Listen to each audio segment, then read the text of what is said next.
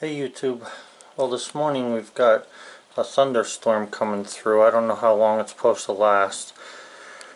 I do want to get onto that big cant that's on there. That's 18 by 16 cant, but we have to wait and see. I'm not going to be cutting it in the rain, that's for sure. Well, it's about 20 minutes later and got some broken up sky here, so it stopped raining. It's a little cool this morning, 58. I've been dreaming about this thing last night. I've been figuring out how I want to cut this. Also, I was going to sharpen another blade to cut it. That blade that's on it I like. But I'm going to put this one on because I don't have time to sharpen it. I don't know if it's going to rain again. They're calling for rain all day. But anyway, what I'm going to do with this thing is I have to turn it. I'm going to cut a 6-inch piece, 6 inches wide, off of this side. And then I'm going to make 1x6 and 1x12 out of this thing. Now when I'm done cutting this log, if everything works good, if the log is sound inside, and it ought to be from what I can see, this will be worth this will give me lumber worth $680. That would be the value of the white pine boards I get out of here. Because this thing is so good, this wood is so nice, it doesn't pay to make 2x out of this. Construction, common grade, it wouldn't make any sense. Okay, so what I was saying there is that it doesn't make any sense to cut lumber this grade into 2x's. Okay, because this is just good enough for 1x. This will make some really nice 1x12 and 1x6. That's what I'm going to cut the whole thing into. To cut 2x6s out of this would not, you'd be making the price or the value of the wood be half of what it actually is. So I'm going to turn this, cut a 6-inch chunk off of it, then set it side by side and start cutting 1x out of it. Okay, so instead of sharpening a blade, I decided that this wood is so valuable and so nice to me that I want to just use a brand new blade, not that it makes any screw-ups in this great big cant. Okay, so I think you can see where the cut is in that cant. So that's a 6-inch cut. Now I got to roll the log or the cant backwards or forward, it doesn't matter, and leave them side by side and just start cutting 1x. I'm going to slab it from the top to the bottom and get all the 1x out of it I can. 1x12 and 1x6. Okay, so I got that turned around and I just got to push it against the stops and then I can cut this. Hey YouTube, so now we're going to start to cut. Got a 12-inch cant and a 6-inch cant. So the first couple of 1x that come off of there are going to be a little rough, and that's okay because they're still worth money.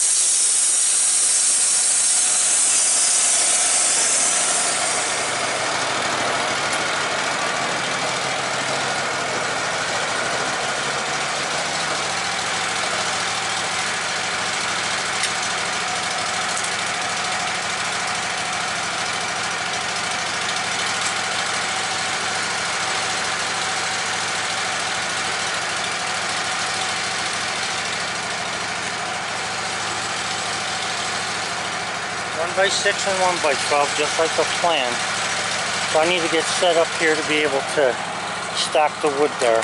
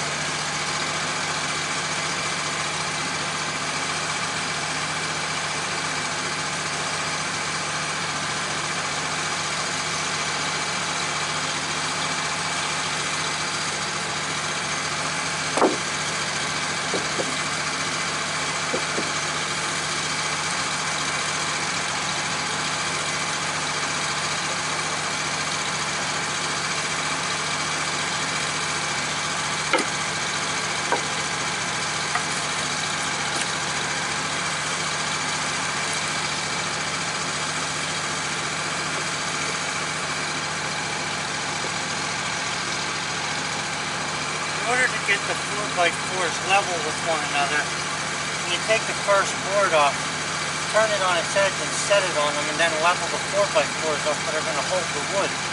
And then also lay it flat and use the edge of the board then to put a straight line so you can keep the board even with one another and they don't get warped.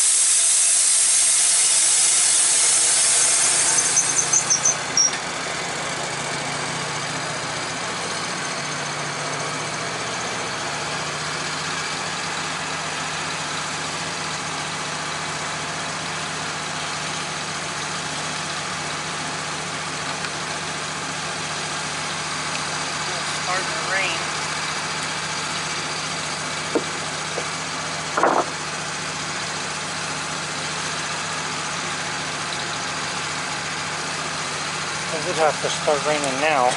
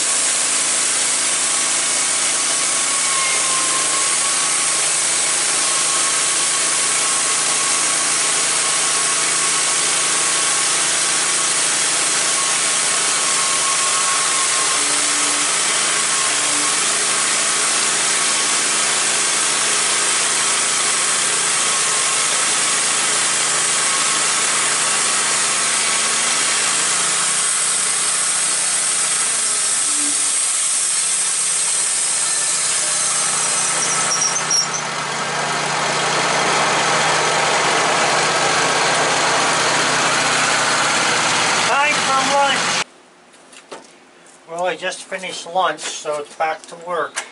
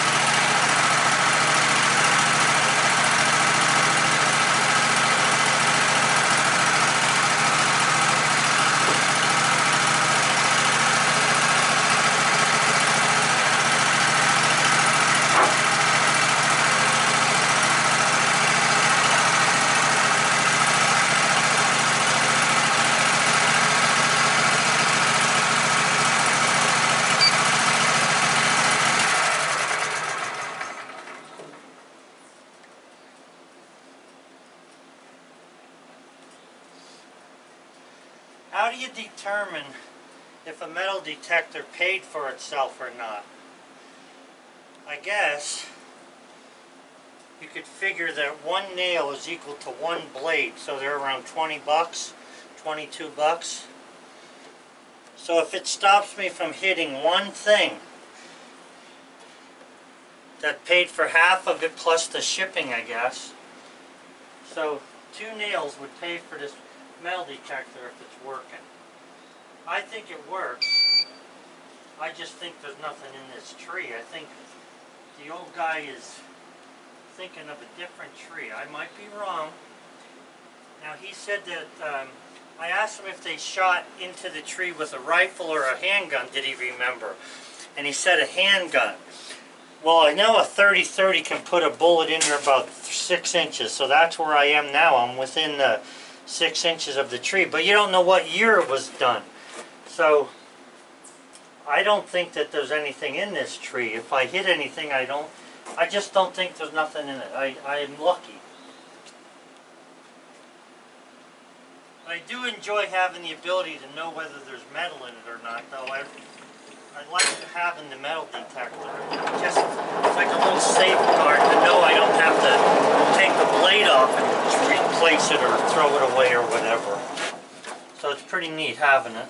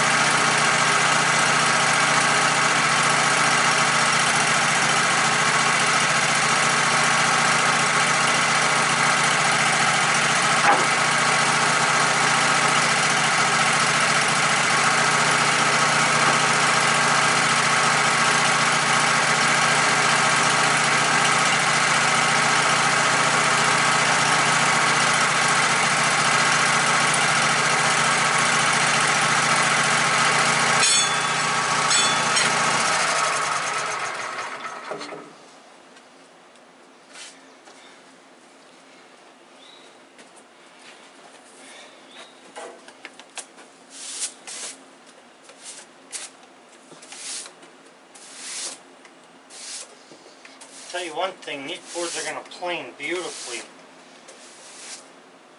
That new blade is doing a nice job on this. The one thing I did notice though is, even though that blade's brand new, it doesn't cut as fast as a hand sharpened blade. It's cutting nice and it's nice and straight, but it's not as fast. I can tell by how much I have to push through it. Man, that's beautiful.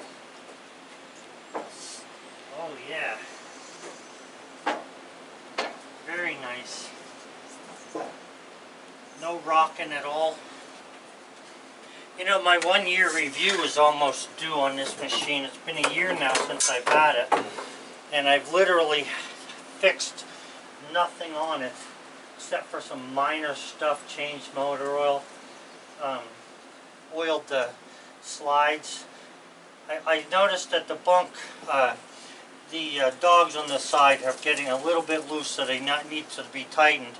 So I'll be making a video about that stuff.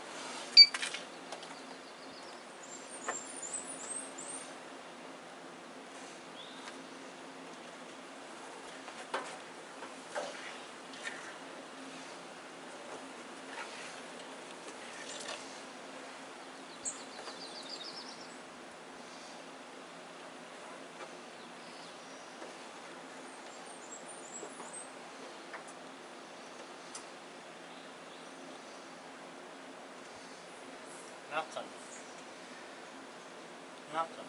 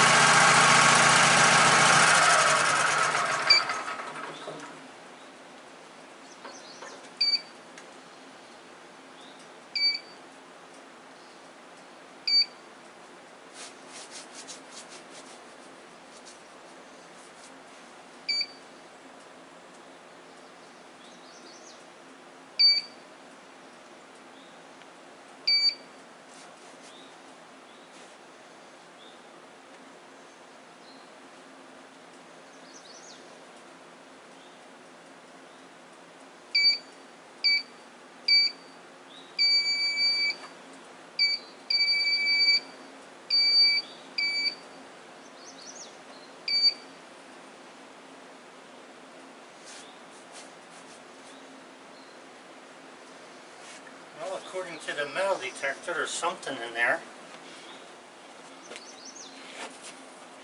What I was going to say before is they had said that they shot with a handgun.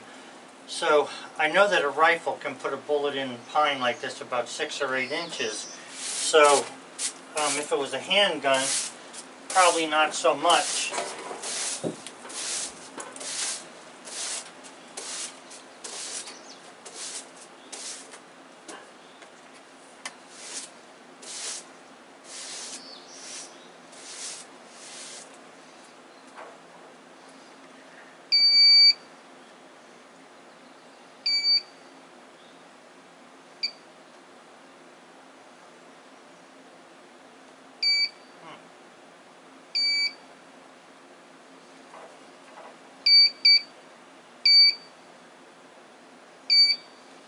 I think it's picking up the bunk. See, it does it there at a bunk rail. Nothing, nothing, nothing. Bunk rail. Bunk rail. Bunk rail. Wow, that's pretty good. It's going through almost 4 inches of wood to pick up the bunk rail.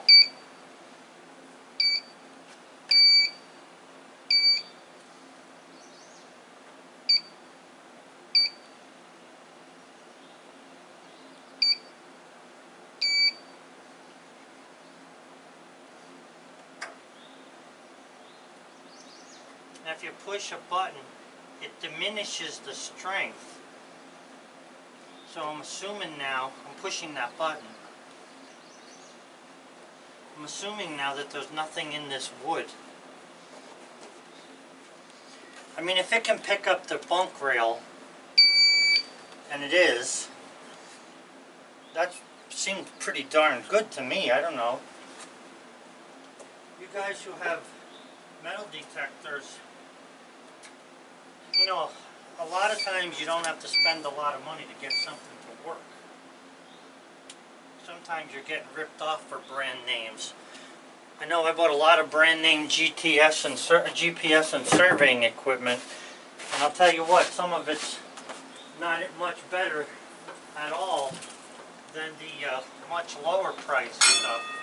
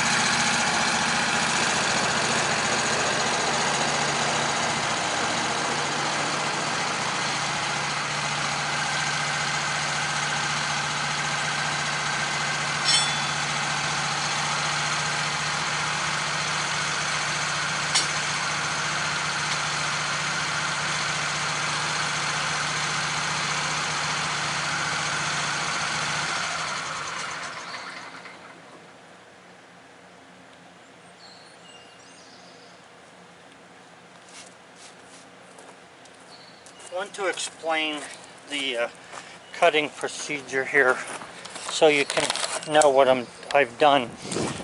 When I started cutting this cant, and I always do this, and it's the easiest, quickest way, I set the blade right on top of the cant. That's how I start. I set the blade on top of the cant. I go a half a rotation. In other words, I swap the handle for the pointer plus 2. That gives me 1/8 of an inch. So I go half a turn plus 2/16, which is 1/8, to give me what I need for the board. Now, I just did that, and I'm about ready to cut another 1-inch board.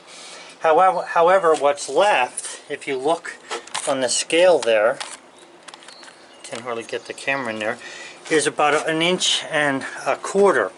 So I can't go down another inch, so what I'll do there is just come up 1 1/16 or 1 1/8 inches, and then the bottom will be my good board, and the top piece, not this cut, but the next cut, the top piece will be the scrap.